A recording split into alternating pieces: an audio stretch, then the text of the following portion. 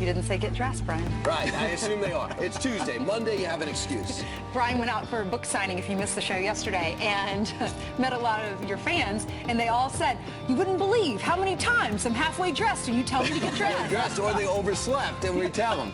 The problem is when Chris Chulo on camera 3, I have to remind him to get dressed. He's actually working. Yeah, that's a problem. He shows up barren. Yep, there and everything. All right, well, we begin with our top story. President is nearing the final stages, guys. That's right. Vice President-elect Mike Pence heading to Trump Tower this morning to review lots of resumes. Yep, Kristen Fisher live in Washington, D.C. with the latest potential cabinet picks. Kristen, it's been a while since we got some names and some positions filled. Maybe today? It could happen today, and we've got a name that has really emerged over the last 24 hours. Rudy Giuliani has emerged at the top of the list for Secretary of State. You know, originally the former New York City mayor seemed to be gunning for Attorney General, but last night he shot it down by saying that he would not be AG in a Trump administration, though he left reporters guessing about Secretary of State. Listen to what Newt Gingrich said about it late last night. Rudy's probably been the closest surrogate. He's worked his heart out. I thought he might prefer Attorney General, where he would be brilliant, or Homeland Security, where his experience at 9/11 would be great. I think it'd be fabulous to have him as Secretary of State. He would do a lot both to represent America, which is what we need, and to reform the State Department. Another top contender is Alabama Senator Jeff Sessions, one of Trump's earliest and most loyal supporters. So this is by no means a done deal yet, but they're going to have to make a decision very soon. Now, there's been a lot of talk about a Trump administration perhaps not being diverse enough, but Mr. Trump is now reportedly considering an openly gay man, Richard Grenell, to be ambassador to the UN. He's also reportedly considering a woman to replace Reince Priebus and run the Republican Party, Ronna Romney McDaniel. She's a niece of Mitt Romney. So that would be a very big olive branch extended to a family member of one of Mr. Trump's most fiercest opponents. Brian Ainsley and Pete. Wow, it's going to be interesting to see what happens. All right, so let's talk about basically some of the names. If Rudy Giuliani comes out there, will he have a hard time getting confirmed? I don't know. I don't think so. I don't think so at all. Elections have consequences, and if you want to pick in your top cabinet post, what would disqualify a guy like Rudy Giuliani, who's run a major city and did it well in New York? Who cleaned up the city. Who cleaned it up and has a ton of connections around the world. Right. It was a surprise to people, but you can see where it makes sense. Well, Newt Gingrich said anything he wants, basically, he will get, because he's been so loyal to Donald Trump, and he's got a great resume. Right, absolutely. So around 3:15 yesterday, what was everyone doing? Well, if you were lucky enough to be able to, because if your job didn't allow it, you weren't able to listen to the president yesterday. It was an extraordinary press conference. It was the first one since the election. At about 3:15, he said, before I go overseas to Greece, Germany, and Peru, I'd like to tell you basically how I feel about President-elect. Yeah, he said, I want to clear the brush so we have this conversation here at home before I'm overseas. They asked him a lot about Donald Trump, obviously, and this is what he had to say. I think that he successfully mobilized a big chunk of the country to vote for him, and he's going to win. He has won. He's going to be the next president. Regardless of what experience or assumptions he brought to the office, this office has a way of waking you up. And those aspects of his positions or predispositions that don't match up with reality, he will find shaken up pretty quick, because reality has a way of asserting itself. Well, I mean, I thought he was very diplomatic yesterday, and he's trying to say that a lot of things he said on the stump, he's not going to be able to do when he gets to the Oval Office. At least he doesn't think he'll be able to do. Also, something else he said was telling. He said that he doesn't think he's an ideologue. He thinks he's more pragmatic. Essentially, what I read that is he's going to do what works. I like the fact that he's also said that he's going to help the transition team and the staffers transition into the White House, because he has a very short time, Donald Trump, to fill 4,000 positions. Absolutely. It's not any, and even inside the White House. I mean, he did a nice job at the podium. I totally agree. I thought he was gracious. I thought he said all the right things that you want to hear. He was baited, too, by some questions. He was baited, and he did a nice job. But there's a lot of proof out there right now, or evidence, that there's a public position and there's a private position in the White House. Publicly, he's saying the right things. things. There's a photograph, I don't know if we can put it up on the screen, of the Obama staff sort of greeting or seeing Donald Trump when he first arrived at the White House. A lot of you have seen this. That's not a happy-looking crew right there. I think that's probably more indicative of how they really feel inside the White House about Trump. And there's been some leaking also. So there's things said publicly, then they go to the press with how they really feel. And that was actually a picture of when the president found out. They were reacting to the results as the results were coming out. Okay. Yeah. But you know what? You have to feel sorry for you fight so hard for what was the last 17 months, and then one of the camps is going to be totally out of jobs. So they're probably thinking, where's my future? Well, no, here's the thing with the president. The president said, I consider it a personal insult if you don't get out and vote for Hillary Clinton. They didn't get out and vote for Hillary Clinton. His legacy was on the line. He made that clear. It didn't work. He campaigned, you could argue, harder than Hillary Clinton for Hillary Clinton, and it got big crowds, and it didn't work. And now he knows all his executive orders could be overturned in the drop of a hat, snap of a finger, or quick using of the pen, to use his quote exactly. So he saw that there, and he also, for the longest time, told the whole world he thought, to be paraphrased, that Donald Trump was not capable and was not competent enough to be president. So how do you actually go out to the rest of the world and say, that was just rhetoric? Yeah, so he's walked back that rhetoric a little bit, but now through these leaks that, and recently yesterday to the Wall Street Journal, they're trying to hint that, well, the job might be too big for Donald Trump. This is what it said inside the Wall Street Journal yesterday. During their private White House meeting on Thursday, Mr. Obama walked his successor through the duties of running the country, and Mr. Trump seemed surprised by the scope. Said people familiar with the meeting. Trump aides were described by those people as unaware that the entire presidential staff working in the West Wing had to be replaced by the end of Mr. Obama's term. You can see it as them trying to imply that he's just not ready for it. Right, but was President Obama ready for it? Of Is course. anyone really ready for it? I mean, you have to have a transition, and that's why people have said, we want to vote for Donald Trump. We love him because he's a man of the people, he's not establishment. He doesn't necessarily know how to run a White House, but people have said he hopes that he surrounds himself with people that do. Reince Priebus. He's a track record of doing plenty that. of experience. Yep. That was a hit. That was a jab. That was a unnamed source telling the Wall Street Journal the guy coming over really has a huge ramp-up time. Well, it doesn't matter. That's designed to make people worried about Donald Trump. Yeah, that's right. Just like the protests that have been going on, create instability and uncertainty about what the future looks like. Speaking of uncertainty, though, we've got on a big topic for this administration, the Trump administration will be immigration, sanctuary cities, enforcement of the law, and mayors across the country. I don't know if you've seen this, but mayors in certain cities, we'll put the map up right there, New York, LA, Philly, Chicago, Minneapolis, San Francisco, Seattle, are vowing that we will keep our sanctuary cities. So regardless of what Donald Trump says about enforcement of illegals, about criminals, they're saying supposedly you're going to be safe in the city no matter what. One of the least safest cities in the country is Chicago, run by this man, Mayor Rahm Emanuel, and this is what he had to say. Yeah. To be clear about what Chicago is, it always will be a sanctuary city. To all those who are, after Tuesday's election, very nervous, there's filled with anxiety has been spoken to, you are safe in Chicago, you are secure in Chicago, and you are supported in Chicago. Yeah, except for those people being shot at a dizzying rate. But here's the thing. So what he's actually saying, if you're here illegally, don't worry about it. Now, what Donald Trump has made it clear is that if his focus right now will be securing the border and getting the 1 to 2 to 3 million criminals that are here illegally out of the country. And as soon as you get caught, deportation begins. So is Rahm Emanuel saying if I have a criminal in my midst in Chicago and they got warrants out for the arrest, he's not going to get rid of them? Because Donald Trump is saying one thing, and these sanctuary city mayors probably stand up and say, don't worry about it, I got your back.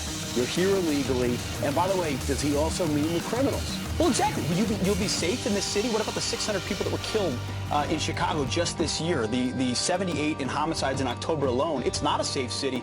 The other part about it, too, is 80% of the illegal narcotics in Chicago come from the Sinaloa cartel in Mexico because our border is so porous. These mayors and the fact that they don't realize that the very policies they oppose that are making their cities dangerous is the ultimate irony. Wait till it happens to one of their children. Talk to the Steinle family. I sat down with them. Their daughter's killer kept coming back over the border, and he was a repeated criminal. Yeah. He had a long rap sheet.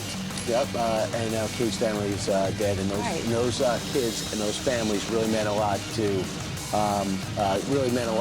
Donald Trump.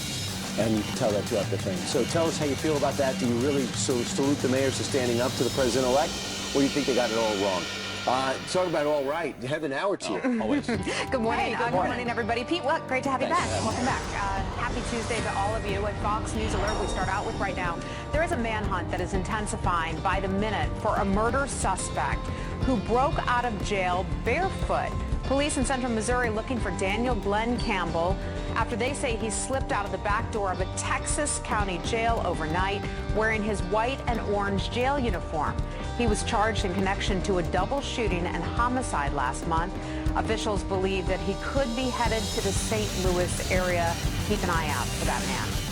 In Washington now, House Speaker Paul Ryan is closer to keeping his gavel. House Republicans will hold a secret ballot election today to choose their nominee for Speaker. Now, Ryan is not facing any competition, but some Republicans wanted to delay that vote because they felt it was too soon after the presidential election. Ryan needs a majority of House votes to hold on to the speakership position. Hillary Clinton's next order of business after losing the election: get a Benghazi lawsuit dismissed. Clinton's attorneys asking a judge to throw out a defamation suit that was filed by the parents of two of the Benghazi victims. Patricia Smith and Charles Wood say that Clinton called them liars. Their suit also claims that she mishandled confidential emails, and that is what led to their children's deaths.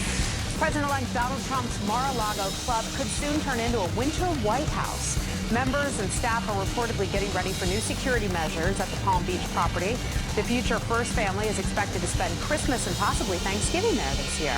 And those are your headlines. Good place to choose it. If you're going to do winter somewhere, might as well do Florida, right? Got a lot of properties to choose from. That is true. That is true. Right. Life is about to change. Thank you. All right, straight ahead. All right, President-elect Trump turning heads for saying this about his presidential salary. Well, $1. So what do the voters think? We just put it to the dial test, and the results, well, they're fascinating. Plus, one woman's new little black dress had a little stowaway, a mouse. Look at that. Sewn inside it. She should have said no mouse. Like Donald Trump prepares to take over the White House from President Obama, Hillary Clinton leaves the spotlight, at least for now. So how do the voters feel about the transition? Lee Carter is the president and a partner at Maz Lansky and Partners, and she joins me now with the brand new dials. Good morning. Good morning, and it's been a week. It's been exactly a week. It's the Tuesday after the election. Let's start with Donald Trump. He was being interviewed by Leslie Stahl, and she asked him about his salary, and he said he didn't want to take a salary. Watch this and watch the dials. He didn't even know what the salary is. Everyone across the board loved that because he's saving the taxpayer a lot of money. So Republicans gave it an A, Independents A-. Democrats even gave it a B+. I don't think I've ever seen Democrats go this high for Donald Trump, but this was a symbolic gesture. It was important. He comes in as an outsider, and it really made people think that he was serious about it. All right, the Hillary concession speech. Watch this. We have seen that our nation is more deeply divided than we thought. But I still believe in America, and I always will. And if you do, then we must accept this result and then look to the future. Donald Trump is going to be our president. We owe him an open mind and the chance to lead. So you can see ultimately folks gave this an A all the way around. They felt that she gave a very classy concession speech. They appreciated her acknowledgement, and she was leading by example there. All right, here is Donald Trump talking about meeting with President Obama. This was a meeting that was going to last for maybe 10 or 15 minutes, and we were just going to get to know each other. We had never met each other. I have great respect. The meeting lasted for almost an hour and a half, and it could have, as far as I'm concerned, it could have gone in for a lot longer. So, Mr. President, it was a great honor being with you, and I look forward to being with you many, many more times in the future. So you can see all across the board there, Republicans an A, Independents a B, Democrats a C, but what was really encouraging to me, despite all of the unrest that we see out there, people really seem to be coming together. And what I heard from a lot of folks was that Donald Trump's tone since the election has really been reassuring. Yeah, we went through so much for 17 months. Everyone just wants unity now. Thank you so much, Lee. Great to Well, hear. coming up, a man with a passport from Pakistan is caught snooping around a water treatment plant. Now, we can't find him. And the threat of ISIS and al-Qaeda, not just overseas, stunning reports find the groups are operating just as strongly at our southern border. Dr. Sebastian Gorka is here to explain right there with Pete. Coming up next. All right, quick look at the headlines right now. The Somali men convicted of plotting to join ISIS given slaps on the wrist. One was sent to a Minneapolis halfway house after 21 months in jail. The other sentenced to just 2.5 years. Both cooperated with the feds. And a man with a Pakistani passport caught trespassing at a Chicago area water plant, sparking fears they may have been trying to contaminate the water supply. That wouldn't have been good. Officials found Sharoon Augustine inside the plant with a duffel bag last week. Makes total sense. Police say he didn't breach any secure areas and told them he was at a gym. Yeah, with a duffel bag. Since then, he vanished. I'm going to look into these stories that bother me. Pete? Do that, Brian. Thank you. All right, well, it's one of the biggest threats President-elect Trump will deal with when he takes the White House. Terrorism. But even scarier than ISIS and al-Qaeda themselves is the fact that terror groups have operated, they are operating cells in Mexico, making it very easy to slip through the border into our country. Here to map out this threat, nobody better than the author of Defeating Jihad, Dr. Sebastian Gorka. Doctor, thanks for being here this morning. Obviously, a big election with a lot of change coming, but the threat looms and remains from ISIS and al-Qaeda. Yeah, what are we seeing across? We're gonna pop it up on the map. What are you most concerned about as it pertains to that threat here in the United States? Well, as we discussed yesterday with Brian, we've had in just over 2 years 124 arrests of just ISIS terrorists in America. Now we know there's actually some specificity to what's happening in the South. Sure. There's a specific portion in this map. Where are we looking at? Let's go to right down in here, right? Right down in here. Put it in context. I was just in Arizona. A border control agent came up to me proactively and said, it's out of control. We don't have control of the border, which is not new news to our audience. But this might be new, specifically what we're looking at down here, Doc. Right, so here is this really troubling area. There's about a 60-mile stretch down here, West Texas area, towards New Mexico, just around here, where the border is not secure. So near El Paso, yeah. Correct. And what we have here is reports.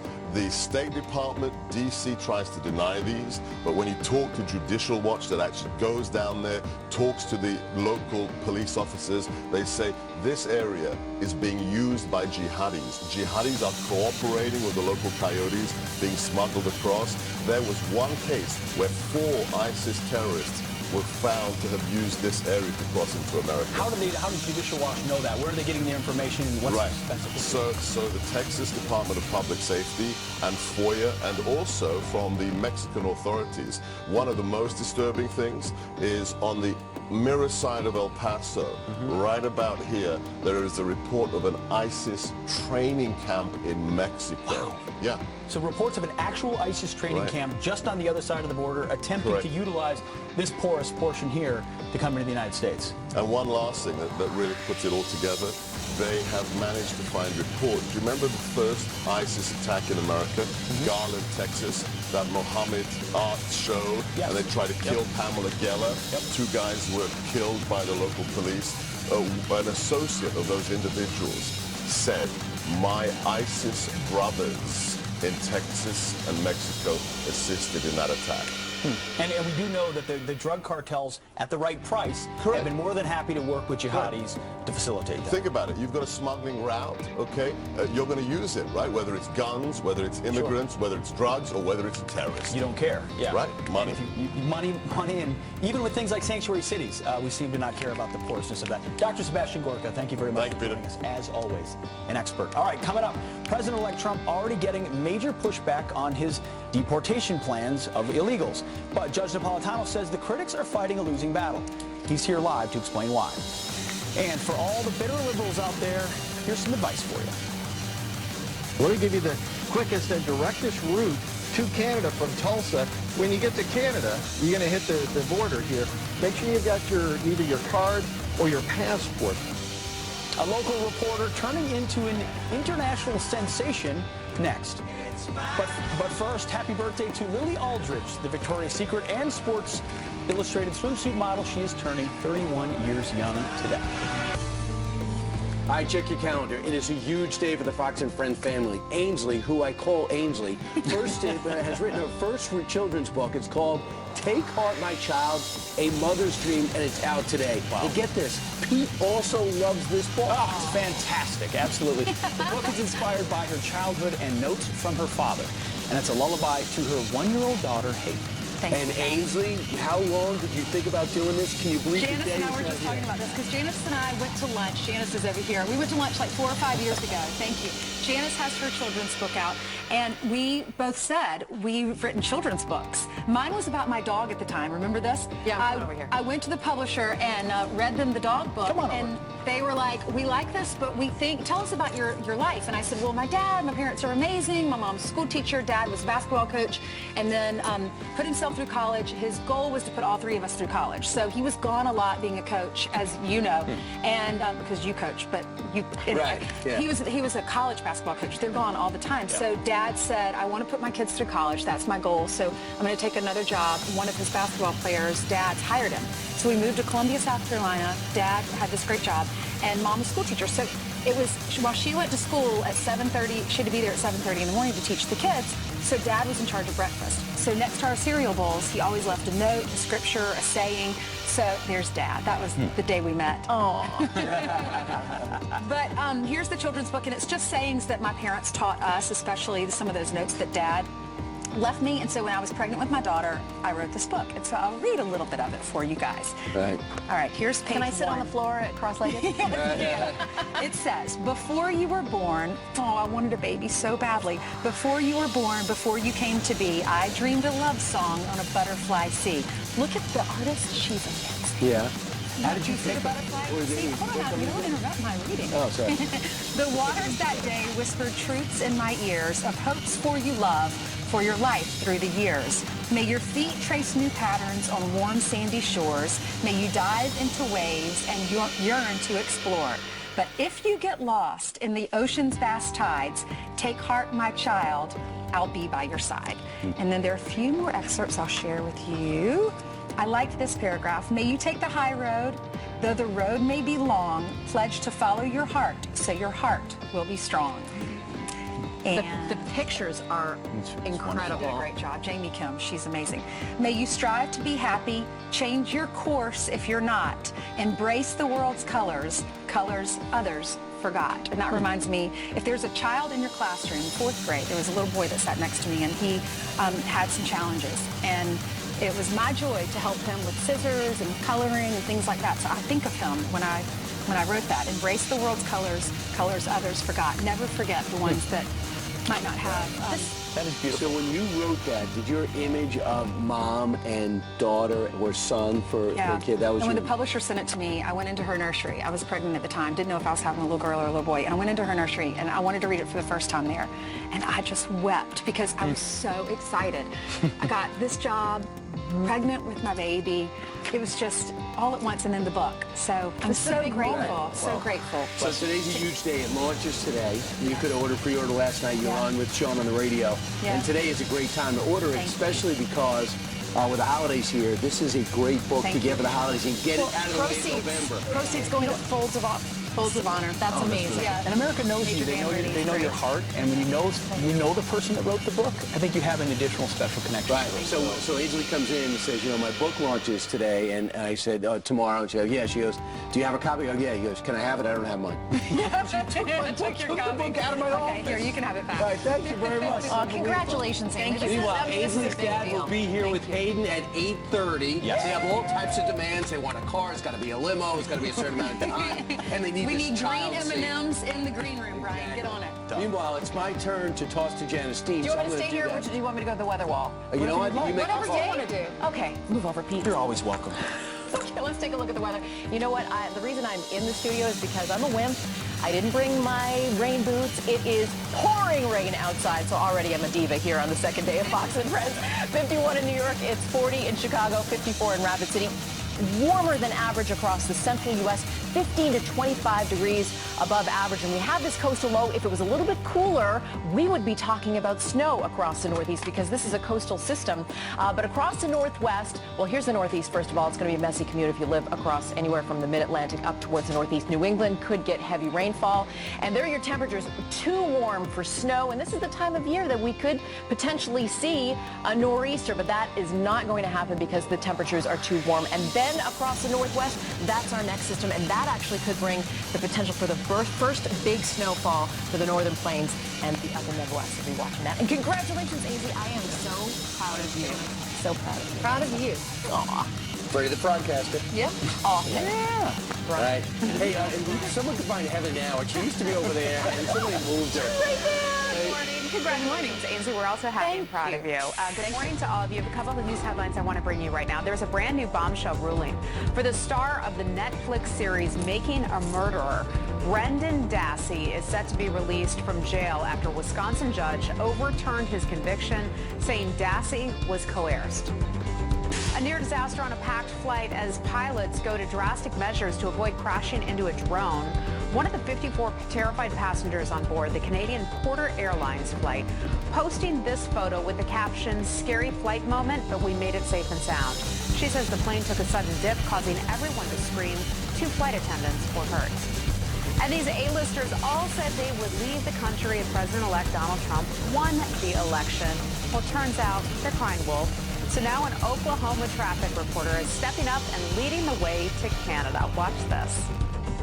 I know a lot of people said that if their candidate lost the election, they'd be moving to Canada. Not sure why, but that was some of the folks' promises out there. So let me give you the quickest and directest route to Canada from Tulsa. When you get to Canada, you're going to hit the border here. Make sure you've got either your card or your passport. How funny is that? Make sure you got your card or your passport from the Oklahoma traffic guy. Well, we'll check back in to see if this growing list ever made it to Canada or not. Well, if you're eating breakfast right now, you may want to put it down. A woman makes a gross discovery. She found, look at that, see a little paw coming out right there? Yeah, she found a dead mouse, and it was sewn right into her brand new dress from Zara. Brian says, so what? Who cares? Roast. The woman in Connecticut says she wore the dress to work. Oh no! Unaware of that dead rodent until it brushed up against her leg. Maybe those little nails scratched her. Well, now she's suing Zara, saying the mouse smelled awful and made her sick. And if you haven't seen it already, check out the cover of today's New York Post of mice and hem. Get it? Yeah, those are your headlines. She wore it and didn't know? Like, wouldn't you feel a big lump? Eventually she did. One of the reasons why Pete and I do not wear dresses. Yeah. We do not want a mouse. No mouse. Thank you very much, Heather. All right, President-elect Donald Trump refusing to back off his plans to deport criminal illegal immigrants. Getting them out of our country or we're going to incarcerate. But we're getting them out of our country. They're here illegally. Judge Napolitano says his critics are fighting a losing battle. He is live to explain that next. Right. The judge used to walk. What happened? And Facebook under fire for helping Donald Trump get elected? Am I drinking again? Should the social media police be allowed to fact-check posts made by conservatives? We have a quick look at headlines for you this morning. Facebook and Google are taking a hard line, banning fake news sites. The misleading pages can't advertise on the social media site or search engine anymore. The move comes over mounting criticism on how false news stories might have influenced the presidential election. And listen to this, from fake news to fake conversations. Guys, you all have to listen to this. It's pretty funny. Twitter erupting with memes of what Joe Biden could be saying to the president before they leave office. For example, look at this one. Come on, you gotta print a fake birth certificate, put it in an envelope labeled secret, and leave it in the Oval Office desk. He also says there's no way he'll tell them the Wi-Fi password. And he tells Mike Pence, so you're going to be the VP? Well, then don't you dare touch my coloring books. I love that one. Brian, those are cute, aren't they? No, I'm all business today, Ainsley. Thank you very much. That was the top of the judge's head. You'll see his whole face in a second. Hey, it's been a cornerstone of President-elect Trump's campaign, and he's not backing down off his tough stance on immigration. And it looks like the law is on his side, even if Congress does not agree. Here to explain, Fox News senior judicial analyst Andrew Napolitano. Judge, we're playing off the fact that a lot of mayors have come up and said, you know, we're not kicking our illegals out. We have sanctuary cities. All right, sanctuary cities are not cities where the federal government can't enforce the law. They are cities where the locals will not help the feds enforce the law. Can the federal government force local police to enforce federal law? Answer, no. Can the police aggressively, local police aggressively resist the feds? No. Can they stand silent? Yes. So the person has contact with the NYPD. The NYPD knows this person's here illegally. Under Mayor de Blasio, they will not report that person to the feds. The feds will have to find him. Under Mayor Giuliani, they would have reported that person to the feds, hung on to him or her until the feds came to take that person away. President-elect Trump actually has the law on his side because Congress has given American presidents great leeway to make a determination based on national security, national sovereignty, and the resources available about who should be deported and who should not be. Some of the states that pushed forward and said, leave our illegals alone. Philadelphia, New York, Chicago, LA, San Francisco. Look at that was just off the top of my head. I think you're pretty impressed by that. Now the map community say, help me. Impressed. Thank you very much. Minneapolis and Seattle. So Judge is saying, leave my illegals alone. So that doesn't mean that illegals can't be deported from there. It just means that the local authorities, police and civilian authorities in those cities will not help the federal government enforce immigration law. No, I hear you. Having said that, let's look at the reality of it. Donald Trump has made it clear after his initial announcement that he is going to focus on securing the border and getting criminals, illegals here who are criminals, out of the country. Do you also see that there'll be pressure on those mayors to not protect criminals in their midst? Absolutely. Look, yesterday, Rahm Emanuel, of all people, said, you know, come to Chicago and you'll be safe. No one's safe in Chicago. Correct. That's really ridiculous to say that about Chicago. But the unintended consequences of that is going to be more pressure on the social welfare of the city, probably more crime, probably more congestion, the types of things that mayors have a difficult time dealing with. Yeah, and especially Rahm Emanuel in particular.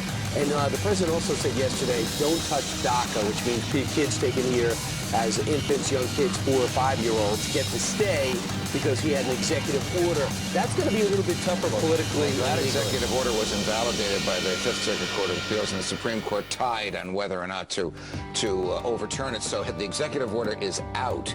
Donald Trump, President-elect Trump, will have to issue his new executive order as to how he wants to address it. That executive order pertains to the illegal parents of legal children. So illegals come in this country and have a child. Should you separate the child, who's an American citizen, from the parents who are here illegally? That's a problem that the Trump administration is going to have to confront very soon. I'm just getting word. Judge, every time you appear on our show, you get the Fox and Friends home game. Today... What's the home game? The home game is you get to pretend you're Fox and Friends at home, like password.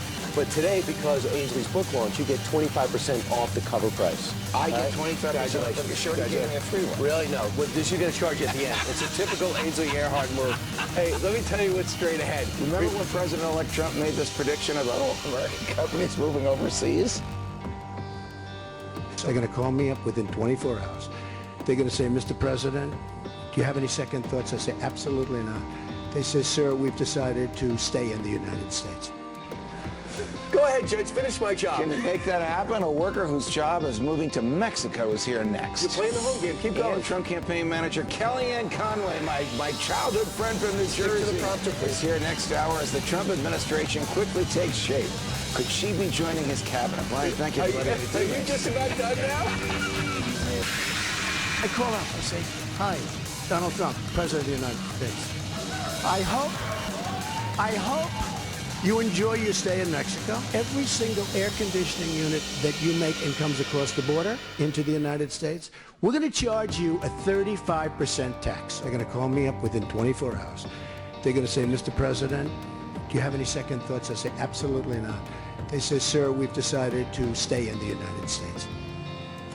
President-elect Donald Trump won the White House on that very message, keeping manufacturing jobs here in the U.S. And it all really started at Carrier Air Conditioning, where Paul Roll had been a loyal employee for 17 years, and they all get the word, because someone's rolling an iPhone, that they're all going to be laid off and their plant is moving.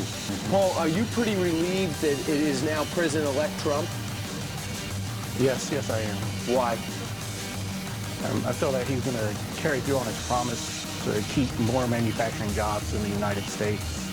I honestly don't believe he's going to be able to keep Carrier, but I'm very hopeful that he can. And it's not the sole reason I voted for him. Paul, what's your story? You were there at 17 years at Carrier. You know, what happened when you found out that it was moving? It just felt like somebody just punched me in the gut when I was standing there listening to the executive just in a very cold manner telling us our jobs are going away. And I mean, I'm just still trying to figure out where I'm going to go after Carrier. We're looking at the video of when you guys all got the news that you were losing your jobs. What do you expect now from Donald Trump now that he's won? I expect him to hopefully just follow